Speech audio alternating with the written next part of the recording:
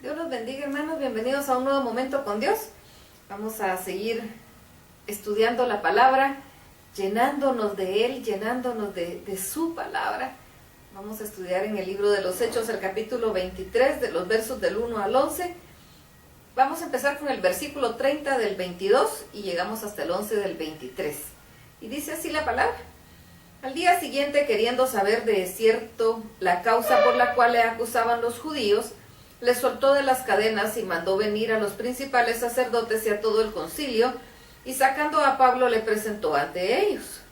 Entonces Pablo, mirando fijamente al concilio, dijo: varones hermanos, yo con toda buena conciencia he vivido delante de Dios hasta el día de hoy. Y el sumo sacerdote Ananías ordenó entonces a los que estaban junto a él que le golpeasen en la boca. Entonces Pablo le dijo: Dios te golpeará a ti, pared blanqueada. ¿Estás tú sentado para juzgarme conforme a la ley? Y quebrantando la ley me mandas golpear. Los que estaban presentes dijeron al sumo sacerdote de Dios injurias. Pablo dijo: no sabía, hermanos, que era el sumo sacerdote, pues escrito está: no maldecirás a un príncipe de tu pueblo. Entonces Pablo, notando que una parte era de saduceos y otra de fariseos, alzó la voz en el concilio: varones hermanos, yo soy fariseo, hijo de fariseos. Acerca de la enseñanza de la resurrección de los muertos se me juzga. Cuando dijo esto, se produjo disensión entre los fariseos y los saduceos, y la asamblea se dividió, porque los saduceos dicen que no hay resurrección, ni ángel ni espíritu, pero los fariseos afirman estas cosas.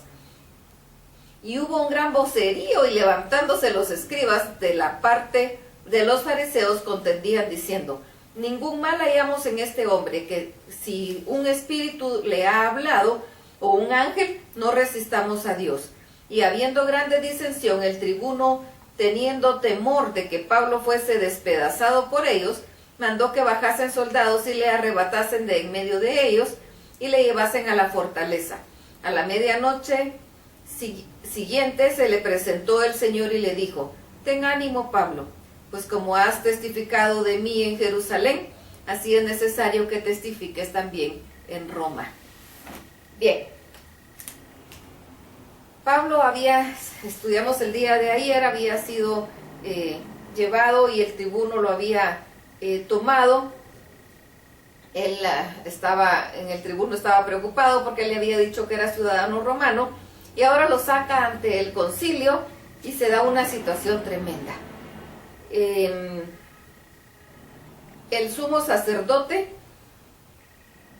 dijo que le pegaran en la boca porque él había dicho: varones hermanos, yo con toda buena conciencia he vivido delante de Dios hasta el día de hoy. El hecho de decir eso hizo que el sumo sacerdote se enojara y dijera: peguen en la boca. Y Pablo le contestó y dice: Dios te va a golpear a ti porque eres una pared blanqueada. Jesucristo les había dicho eso a los fariseos y había sido una situación tremenda. Una pared blanqueada es como vemos nosotros en los cementerios, que se pintan de blanco o de algún color para que se vea bonito, pero solo por fuera. Por dentro hay muerte. Por dentro no hay nada agradable. Y eso era lo que le estaba diciendo él al sumo sacerdote. Que él por fuera estaba presentando la ley, pero ni él mismo estaba cumpliendo la ley. Que era hipócrita. Que por dentro de él no había nada bueno. Fue algo terrible el atrevimiento de Pablo, pero él estaba hablando lo correcto. Sin embargo, estaba faltando el respeto. Por eso cuando le llaman la atención, él dice: bueno, pues sí, no sabía que él era un príncipe, porque la palabra dice que no se debe faltar al respeto. Pero al ver él la situación, ellos no tenían argumento contra él. El argumento era que él decía que Jesucristo era el Mesías prometido. Y ellos no lo querían reconocer. ¿Cómo peleaba él con ellos esto? ¿Cómo los hacía entender si ellos no querían entender?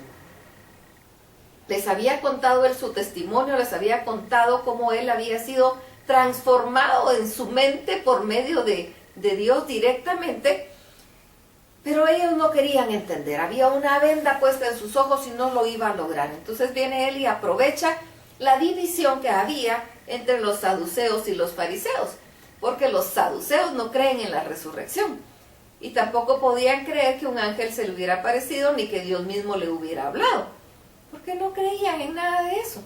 Entonces viene Pablo y astutamente, digámoslo, habla y dice, bueno, si a mí se me juzga por la resurrección de los muertos, pero yo soy fariseo, hijo de fariseos. Cuando él dijo que era acerca de la resurrección de los muertos, puso justo el problema que había de división entre los dos, entre los fariseos y los saduceos se enojaron porque ellos decían, no puede haber un ángel que le haya hablado, Dios no le pudo haber hablado, no estamos de acuerdo con lo que él dice, no existe la resurrección de los muertos. Y entonces los fariseos, ya sintiendo ellos que estaban siendo atacados en su propia doctrina, empiezan a defenderlo. Y terminan ellos defendiendo a Pablo y los saduceos enojándose con él. Por lo tanto, el tribuno dice, no, entre estos dos, unos que lo ayudan y otros que no, lo van a matar. Así que decidió quitarlo. Y me impacta mucho porque nos dice aquí que a la siguiente noche el Señor mismo se le presentó y le dijo, ten ánimo, Pablo. Pero la situación venía siempre difícil. Así como has dado testimonio de mí aquí, lo vas a dar en Roma. Las situaciones que él iba a vivir por el Evangelio se iban a complicar más y más. Pero el testimonio de este hombre valiente, que estuvo dispuesto hasta la muerte a hablar del Señor, nos ayuda hasta la fecha. Él era solo una persona, solo era un hombre, como nosotros somos humanos, con nuestras fallas, con nuestros errores, con nuestros aciertos, buenos o malos, como cualquier ser humano. Pero fue un hombre valiente, que decidió obedecer a Dios en todo, a pesar de que eso le trajo muchos problemas. Escribió todo lo que Dios le pidió, por eso tenemos tanto escrito de él en el Nuevo Testamento. De los 27 libros hay 13 escritos por él. Y ahí hay doctrina, y ahí hay deberes cristianos, y ahí hay enseñanza para esta iglesia naciente en este momento que está él escribiendo. Hay enseñanza, porque él se metió con Dios y se pegó a vivir con él. Y hay tanto que podemos aprender de este hombre, que estuvo dispuesto en todo. Y el Señor se le aparece y le dice, ten ánimo. Había una comunicación constante. ¿Tienes tú una comunicación constante con Dios? Porque algunas veces, pues sí nos quejamos de las situaciones, pero no tenemos esa comunicación con Dios. Acerquémonos a Dios y tengamos esa comunicación con Él. Él nos va a escuchar. Y es el mismo Dios de Pablo.